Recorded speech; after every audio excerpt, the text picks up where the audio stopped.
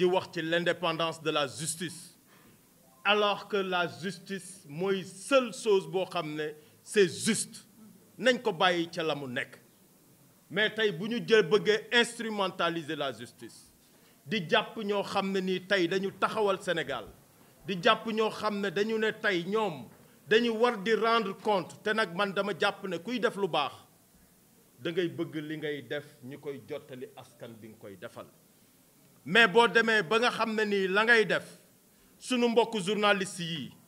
ñi ciy tudd rek bërki Dembo Ndiaye moment bi nga xam ne nii salon international des médias d'Afrique dafa am fii ci Sénégal pour ñetti fan ñu ñëw wàcc ak armée ak gendarmerie ñëw ci benn télé boo xam ne jigéen moo ko moom jigéen buy góorgóorlu bu yàgg góorgóorlu au lieu ñu encourager l'entrepreneuriat féminin ñu jël jigéen boobu di ko xoqatal bundu xatal ko jàpp ko ba pare tëj dagg signalu télé bi def ko ci fu mel ni RFM def ko Babacar Fall ñëpp xam ñooñu seen professionnalisme def nañ ko ay chroniqueur muy Badara Gadiaga def nañ ko Ndoye bërki Dembo Ndiaye def nañ ko Abdou Nguer def nañ ko képp koo xam ne nii tey ñoom dañu taxawoon pour économie Sénégal ñu koy suqali muy nos hommes d'affaires tey ñu tëj leen ci kaso gi te gis nañ tey réew mi fu mu toll kenn ñaanalu leen ñu échec parce que réew mi bu amee jafe-jafe réew mi yépp koy yëg waaye nag dañ leen di rappeler à l'ordre comme ni ko sunu mbokk yi defee di leen féliciter ci inspiration bi ci détermination bi ci organisation bi parce que ku tëx déggul di xool boppam di xalaat boppam rek dafay war léegoo léeg nga koy rappeler à l'ordre ñu koy wax ci olof fàttali nag day yokku jàmbaar ndam kon fàttali bi am na solo l'appel à l'ordre ñu ngi leen di wax ne leen wax nañ fi léegi waxu pêche tey Sénégal toll na foo xam ne dañuy exporter ay conteneurs yu jën di ko indi Sénégal di ko jaay sénégalais yi jën yooyu est-ce que xam nañ fa muy jugee nam fay jugee ci yan conditions ba sénégalais yi war ko di ko consommer l'heure est grave donc ñu ngi leen di rappeler à l'ordre man du ma wax ku topp ci Diomaye ku topp ci Diomaye mais j'interpelle l'État du Sénégal j'interpelle le président de la République mu jël ay responsabilités comme ni ko ministre am bi waxee bërki Dembo Ndiaye ñu ngi rappeler à l'ordre aussi ne waa ji bu dara yëngoo rek bu tiitee génn ne fii ki ay fan danañ wàññi lii danañ def lii des promesses yoo xam ne du am benn échéance fii ki ay fan dafa vague mun na dem ba 5 ans yi jeex ñu ngi wax ne courant bi mu wax dana ko wàññi ak essence bi ñu ngi rappeler à l'ordre ne ñoom ba léegi nii tey ñu ngi exporter suñ pétrole brut bi fii en Europe ci yenn pays mais ñun ñu ngi continuer di importer pétrole 300 000 tonnes non 300 000 tonnes je ne sais pas 30 000 tonnes kon boo xam ne nii baril de pétrole boo xam ne Nigéria lay jógee am 90 ba 100 000 barils yoo xam ne mu ngi jógee Russie ñu koy ñëw di ko jaay kon nan lañ mun a wàññee suñu électricité nan lañ mun a wàññee suñu gasoil ak suñu essence alors que ñu ngi continuer di def li fi xewoon au moment où ñu bokk ci pays producteur de pétrole di exporter ñun li ñuy produire mais di importer ñun li ñuy war a consommer te nag gis nga réew nañ ko industrialiser buñ demee bay importer li ñuy consommer alors dañu war a xalaat nan la ñuy produire lan lay réew mi di consommer liy réew mi di produire ñu ngi rappeler à l'ordre aussi que ne le 8 bi mu woote en tant que chef du gouvernement premier ministre waroon na xalaat ne pandémie vallée du Rift mu ngi rey nit ñi di faagaakal nit ñi dara waralu ko lu dul sunu jur yi nga xam ne waroon nañ leen vacciner ñu toog at yi ñu fi toog yépp sàmmkat yi gisuñ ku ñëw vacciner seen jur yi comme ni ñu koy defee feebar bi am tey feebar bi mu ngi propagé wu mu ngi dugg mu ngi rey ay doomu aadama ñi bëgg a oote ay nit ñoo xam ne nee nañ maye nañ ay bus dajale ay bus ñaata lañ ciy dépensé au moment où Bakel Kédougou Kidira Touba Kaolack gi ma jugee man muy Kaolack Ndangaan ñu ngi la vallée ñu ngi dee ci mbënd mi ñu ne ñu waxoon nañ ne daaw dañ leen di yóbbul 8 milliards ana 8 milliards yi Touba 2 milliards ana 2 milliards yooyu l'heure est grave la situation est difficile et c'est important de rappeler à l'ordre des gens qui n'écoutent pas, des gens qui ne pensent pas à la population qu'ils gouvernent, mais des gens qui pensent qu'en eux-mêmes. Parce que man damay toog parfois may wax ma ne suñu premier ministre ba dafa mel ni moom li ko intéressé ñor ko kese mooy moom image am mu ne dajale naa téeméeri junney nit fii dajale naa 1000 personnes au moment où xaalisi askan bi la ñuy jël xam nañ ni ñuy mobiliser. nañ continuer leen di leen rappeler à l'ordre ñu jël alal jooju ñuy pasaree fonds politique yi bañ nañ ne duñ ko def nee nañ woon dafa xaraam tey dafa dagan mais fonds politique yooyu ñu ngi doon wax Macky Sall na ko dugal ci mbënd mi waxay la yaa xayti dugal leen ko ci mbënd mi moment bi ñu toll nit ñi père de famille yi ñu ngi am problème mu inscription ak fourniture pour seen njaboot yi chaque jour ngay jot ay appel ay message nit ñi ñu ngi feebar di tëdd ci couloiru hôpitaux yi mais nañu xelaat askan bi di wax ne le 8 nag ñaxtu national la ñaxtu national bi du parti politique moo koy def du nit kuy xelaat boppam kese moo koy def mais sénégalais yi askanu Sénégal ñoom ñoo toog bokk ak sénégalais yi jafe-jafe yi nga xam ne ñu ngi koy dund ñu jug pour taxaw la rappeler à l'ordre le gouvernement et ceux qui gouvernent que ne nit ñi ñu ngi dee ak coono nit ñi ñu ngi xiif nit ñi ñu ngi sonn ñii ñu ngi ñàkk seen liggéey di wax ne moo tax AFP fépp foo xam ne ñu ngi fay wax démocratie ak luy jëmale réew mi kanam dinañ fa taxaw asalaamaaleykum wa rahmatullah maa ngi rappeler aussi ne jar na sax bu ñuy ñëw ku ci nekk na ëndaale mooy sunu compteur yooyu ñuy dugal oyofal yi parce que diisal bi diisal na askan bi diisal na famille salaamaaleykum wa rahmatullah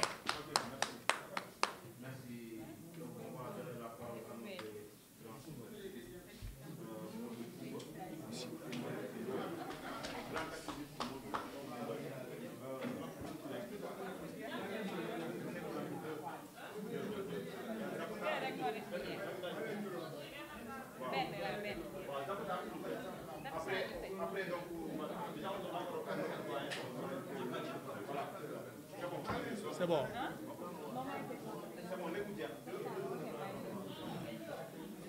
Wow, salam alaikum. Oui, vous allez bien, madame. Ça va très bien. Machallah. Ça va très bien. David est parmi vous. Je suis content. C'est la première fois que je prends parole. Merci. waaw maa ngi nuyu ñëpp seen teewaay aussi ñi nga xam ne suba tamit dinañ toog gis vidéo yi après tas ci internet bi ñëpp di ko dégg ñu koy gis ku ñu nekk am ci loo ciy jàng am loo xalaatoon loo ci mën a mottali ak loo bëggoon a wax nga jaare fa sax am na ku la waxal donc man c'est la première fois ñu gis ma bokk ci benn mouvement ñëw taxaw te bokk aussi ci membre fondateur yi rappel à l'ordre Assane c'est qui pendant des années dañuy échange di waxtaan le mot rappel à l'ordre bi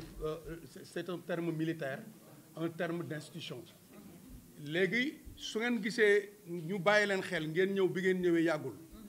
vous êtes suivis par toutes les autorités de la sécurité je vous le dis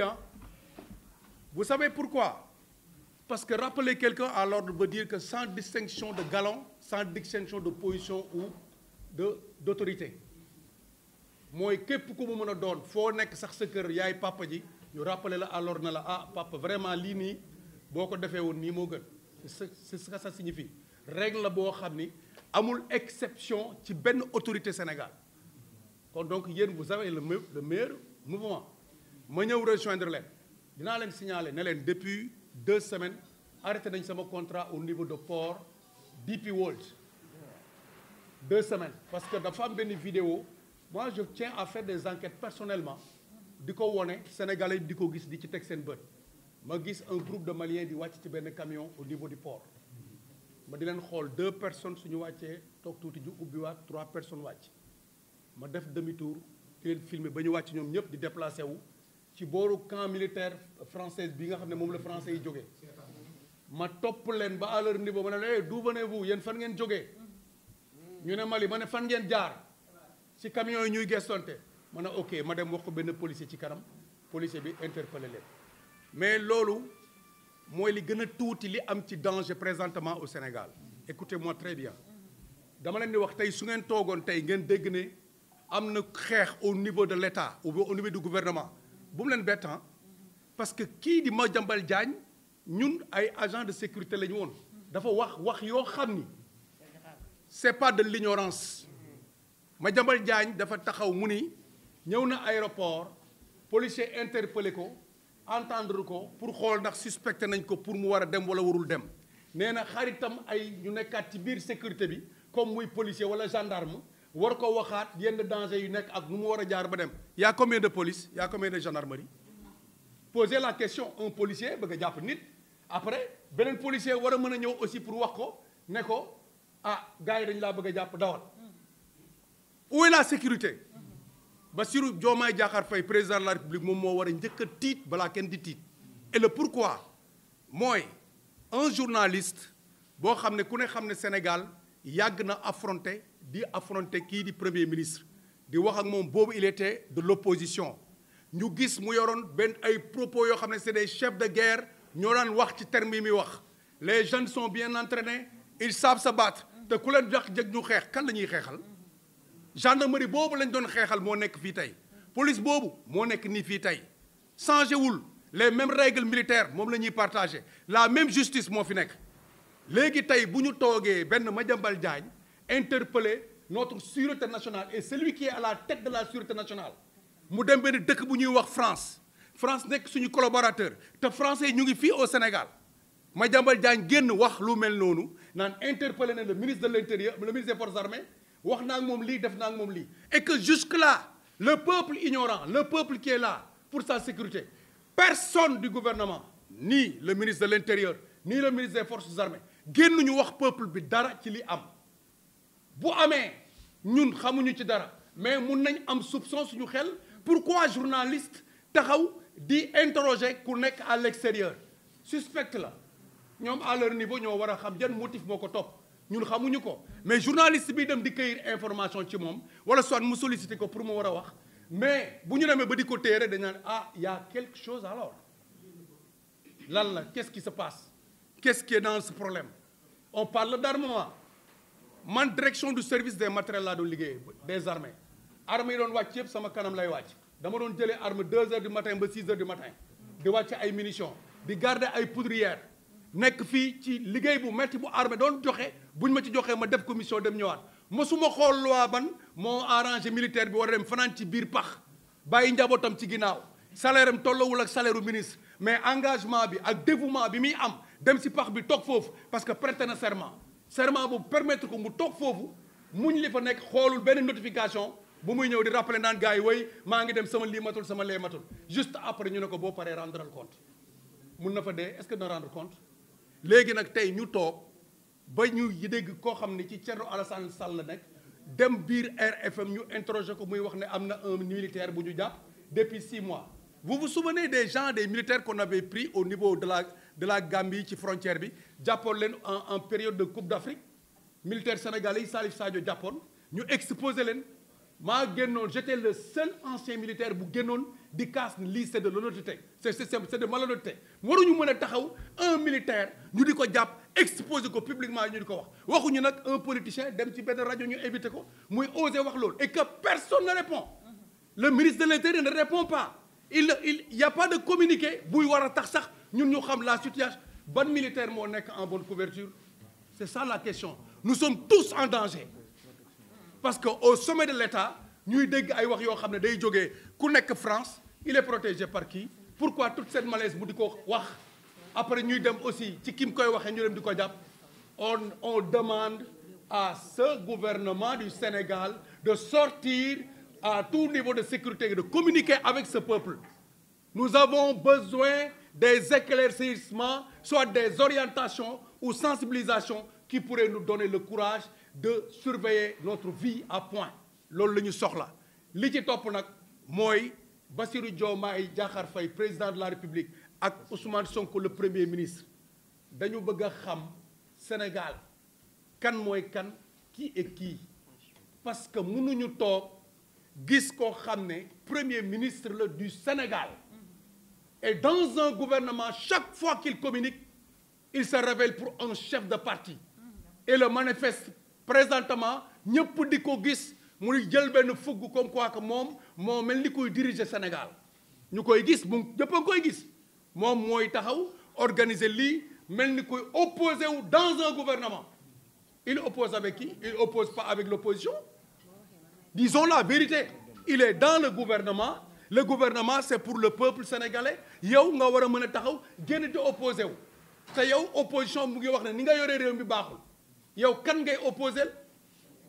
yow parce que kon yow bu fekkonte ne mate nga li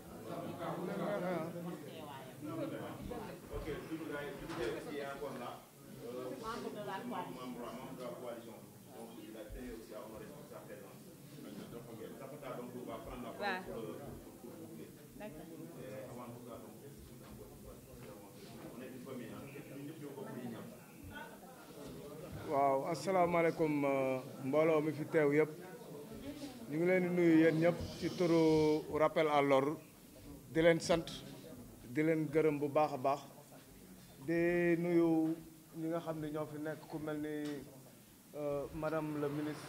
madame Aminata Lo Dieng ñu ngi lay nuyu bu baax monsieur Ablaye Fall nekk président de la conférence des leaders voilà ñu koy nuyu bu baax di nuyu tamit monsieur Medoune Diop waaw di nuyu tamit ñi nga xam ne ñoom ñooy les sages de rappel à l'ordre en l'occurrence monsieur Sow di nuyu les membres de rappel à l'ordre ñu fi nekk ñëpp voilà ñu ngi leen di nuyu bu baax a baax di leen gërëm di rafetlu bu baax di leen nuyu yéen tamit mbokki presse bi ci seen disponibilité ñu ngi leen di sant bu baax di leen gërëm ci seen teewaay fii tey waaw ñuy wax ni Sénégal ñun damay laaj ñun Sénégal ñun lan lañ def yàlla waaw ndax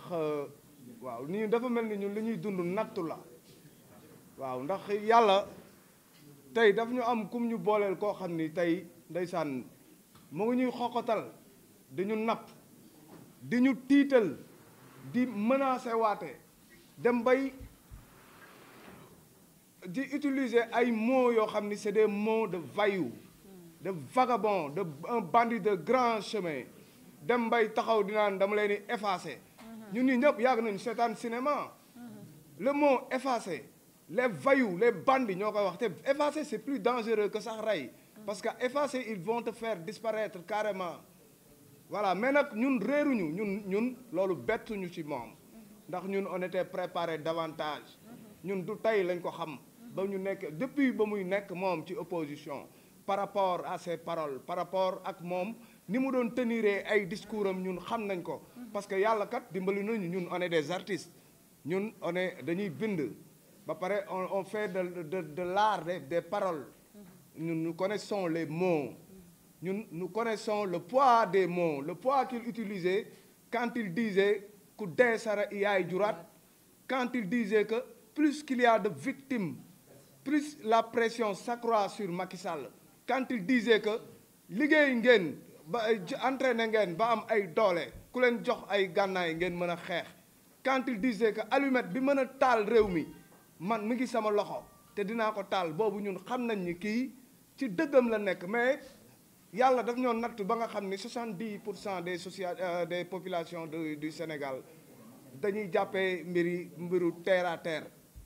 waaw dañ koy mais ñun xamoon nañ ko moo tax ñun fii ñu taxaw position bii ñu taxaw tey foofu lañ mën a taxaw yàgg na voilà te ba tey moom mu nekk ci logique am nekk ci logique am moo waral gis ngeen li ñu def bërki démb Babacar Fall gis ni ñu def suñu frère Ahmed Ndoye de passage ñu ngi koy ñaanal yàlla mu teggi ko loolu te ñu ngi exiger sax pour ñu bàyyi ko parce que c'est suñu frère la c'est un journaliste chroniqueur di liggéey bu am solo ci presse ci média ba pare nekk membre de rappel à l'ordre kon ñu ngi exiger pour ñu bàyyi ko di masaw tamit li ñu teg suñu sœur Maïmouna Ndour Faye waaw te li ko waral du kenn lu dul un certain Madiambal kon gars yi dañoo ragal Madiambal kon Madiambal am na lu mu leen mën a jàmbal am na lu mu xam mi ngi jàmb am na lu mu xam te li mu xam am na lu as tuut suñ si dégg as tuut mooy un éventuel marché d'armement bu ñu jox borom Sweet Beauté bi nga xam ne mooy Ndeye Khady Ndiaye borom waaw moom mi taxaw naan man maa moom réew mi moom Ndeye Khady Ndiaye mi taxaw naan man maa moom réew mi moom mi nga xam ni amul dara lu mën a certifié ni war na mën a faj ndigg ba waa ji moom client bi demoon fa naan day faji ndigg ndeysaan demoon dàmplu ji waaw di tey mu taxaw naan ñi jàngul waaw Ndeye Khady Ndiaye moom est-ce que jàng na est-ce que jàng na bay ubbi fu ñuy faje kon moom amul lu muy wax ku jàngul ba koy teg ay ñoom Abdou Nguer ak ay Badara Gadiaga naan leen ay trafiquant de diplôme ak ay Abdou Nguer jàngul warut a kii Abdou Nguer tam ñu ngi koy taxaw bu baax di ko ñaanal bu baax muy sunu frère tamit koo xam ni bañkat la ba pare nekk koo xam ni yàlla moo def ci moom xam-xam parce que gars yi du bëri dañoo jàpp ni instruction ak intelligence peut-être qu'il n'est pas instruit mais il est très intelligent man Abdou Nguer dama koy déglu muy wax ci aborder ay sujets yoo xam ni même ay nit yoo xam dañuy taxaw ni ñi il est expert en tel ou en tel Abdou Nguer da lay wax loo xam day cartonné moo tax ñu ngi koy jaanal mook Badara Gadiaga yàlla teggi leen nattu bi waaw ci gàttal li ñu bëggoon wax yëpp daanaka gars yi wax nañ ko mooy ci gàttal mooy waajooju ñun dañ koy xamal ne ko ñun ñu ngi koy bàyyi xel bu baax te ñoo ngi bàyyi xel waxi Madiambal boobu ñu ngi koy bàyyi xel parce que c'est une question de sécurité nationale damaa bëgg Sénégal yéen ñëpp ngeen bàyyi ma xel c'est une question de sécurité nationale parce que koo xam ne da nga nekkoon opposition di ut nguur mu jaral la nga dépenser ay millions yu bari dégg nañ Tunkara bu États-Unis wax ko ay millions yu bari ci ay financement wu ay nu mu tuddati cocktail molotov ak ay di jënd ay essence di kii te opposition nga nekk di ut nguur ngay financer loolu pour taal réew mi kooku tey bu ñu wëlbatikoo tey jox la bourse jox la comment dire ñu jox la caisse noire war nañ la xool bu baax xool loolu fan nga koy dépenser waaw loolu man tiital na ma torop ku nekkoon opposition di financer ay cocktail molotov tey boo naree ñàkk nguur gi nga yor caisse noire loolu foo koy dépenser c'est une question de sécurité nationale am na loo xam ni tamit junj doy na borom xel caisse noire bi mu yor nañ ko surveiller xool fan la koy dépenser te it dañ koy exiger sax dañu koy exiger caisse noire bi caisse noire am boobu noonu ndax dafa am lu mu dindi lu président Macky Sall defoon mooy bourse de sécurité familiale bi nga xam ne chaque 3 mois dafa amoon ay famille yoo xam dañ ci doon bénéficier wu de 35 000 francs te doonul dara loolu du dara waaye am na trou yu mu doon fat dañu koy exiger caisse noire am boobu mu yor na ko dagg ci digg bi loolu exigence nationale la nañ ko delloo ci bourse de sécurité familiale yi nañ leen ko delloo waaw ci tënk nag may woo ñëpp pour le 8 ñaxtu national bi nga xam ne ñun ñëpp la engagé di woo couche yëpp muy dawalkatu Jakarta cag-cag maan yi muy marchand ambulant yi nga xam ne ñu ngi leen di déguerpir te waroon leen recasement moo waroon jiitu déguerpissement waaw ñu ngi leen ci woo ñoom ñëpp di ci woo couche sociale bi yëpp di woo mécaniciens yi di woo ñëpp du ma jeexal nag te waxuma ci rappel à l'ordre bi nga xam ni dafa juddu am ku bëgg a sàcc doom bi sàcc doom bi moo waral ci diggante bi alxatir wax na ko léegi moom sax xamul kan mooy bàyyi doom bi ndax dégg naa ko mu naan moom je parle de Abdou Karim Gueye en l'occurrence moom laay tudd turam sàcckatu projet la c'est un esprit paresseux il veut nous voler la cerise sur le gâteau rappel à l'ordre ñun ñoo ko moom dafa ñëwoon saraxu pour bokk kër nag buñ la ci fatee booy génn bul yóbbaale kayitu kër gi te mënoo koo yóbbaale moo waa jooju noonu borom kurus googu di kii ak ñuy yolosi di wër di marchander rappel à l'ordre maa ngi ci interpeller quelqu'un comme Bougane Gueye Dany quelqu'un comme Barthélémy Diaz parce que bërki démb dégg naa ko muy woote ci tiru rappel à l'ordre nag xam ni rappel à l'ordre bii la rappel à l'ordre amul officiel amul authentique amul du peuple amul du citoyen rappel à l'ordre benn boobu ñoo ci bokkoon fii ñu jiital leen ñu def ay malversation bëgg ñu dund ak ñoom ñun li ñuy xeexee Ousmane Sonko mooy pensée unique ñu ne leen mukk loolu du fi am parce que mënuñu ko bañal Ousmane Sonko ci biti di ko nangu ci biir rappel à l'ordre ci biir kër gi loolu laa bëgg mu leer ñoom ñoo daw au lieu de répondre à nos questions ñoom ñu génn lâchement nag la ñu génnee lâche ñam bëgg ñu xam ne ñun dañ leen a xeeb man dama leen a xeeb Abdou Karim Gueye xeeb naa ko Abou Diallo xeeb naa ko ndax ay sàcc lañ nañu wuti leneen lu ñu def te bàyyi rappel à l'ordre te bis ni ki tey dootuñu wax ci tur rappel à l'ordre damaa bëgg Sénégal yëpp xam ko mat na sëkk li may wax nag dégg nañ ko ñu ngi woo Sénégalais yëpp ñu rejoindre toute la force vive de la nation ñu dem le 8 ànd ak gaay ñaxtu na